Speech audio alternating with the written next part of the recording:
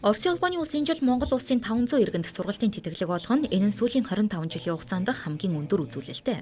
Анх 1922 онд Монголын 15 иргэн хойд хөршид боловсрол эзэмшихэр мордож байсан бол өнгөрсөн нэгэн зууны хугацаанд манай 65 мянган иргэн зөвлөлт холбоот улс Оросын улбаны улсад дээд болон тусгай дунд боловсрол эзэмшжээ. Монголчууд хүмүүнлэг, инженер техник, төмөр замын чиглэлээр хойд хөршид ихэвчлэн суралцдаг. Нийт олгох тэтгэлэг дунд мэргэжлийн чиглэл болон боловсролын төвшнөөр тооны хязгаарлалт заагаагүй байдаг ч анагаахын чиглэлийн тэтгэлэг сүүлийн жилүүдэд цөөн олгогдож байгааг тэмдэглэлээ.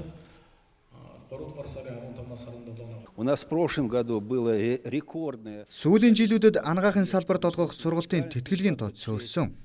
Өнгөрсөн онд хамгийн олон буюу 26 тэтгэлэг олгосонд бүрэн хамрагдсан. Энэ онд тэтгэлгийн тоо тодорхойгүй байна. Гэхдээ ойролцоо байх болов. Одоогоор бүртгүүлсэн урлагчдын тооноос нэг орон тоонд 3-аас 4 хүн өрсөлдөхнэ гэж харж байна. Если даже будет такая квота, то конкурс будет как минимум 3-4 человека на место. Үзэсгэлэнт Оросын улбаны улсын 16 мужи хязгаарын 31 ихтэй сургууль оролцож байна. Энэ жилийн хувьд зарим ихтэй сургуулиуд өөрийн тэтгэлэгт хөтөлбөр нэмж олгож байгаараа онцлогтой. Оросын улбаны улсын улс түмний наримтлын их сургууль, эдийн засгийн дээд сургууль, олимпиад, сонгон шалгаруулалт явуулан ялагчдад өөрийн сургуульд үн төлбөргүй суралцах эрх олгох юм.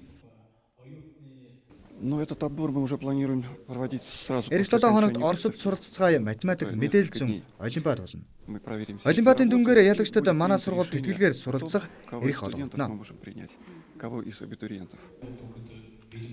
Үзэсгэлэнт очсноор Оросын улбаны улсын ихтэй сургуулиудын талаар болон суралцах, амьдрах, орчин нөхцөлийн талаарх мэдээллийг албан ёсны төлөөлөгчдөөс авах боломжтой. Хэрэв та Оросын улбаны улсад суралцах хүсэлтэй бол www.russia.study.ru вебсайтаар бүртгүүлээрэй. Бүртгэл боловсролын үзэсгэлэнт дуустал буюу 17-ны ням гарагийг дуустал үргэлжлэх нэ.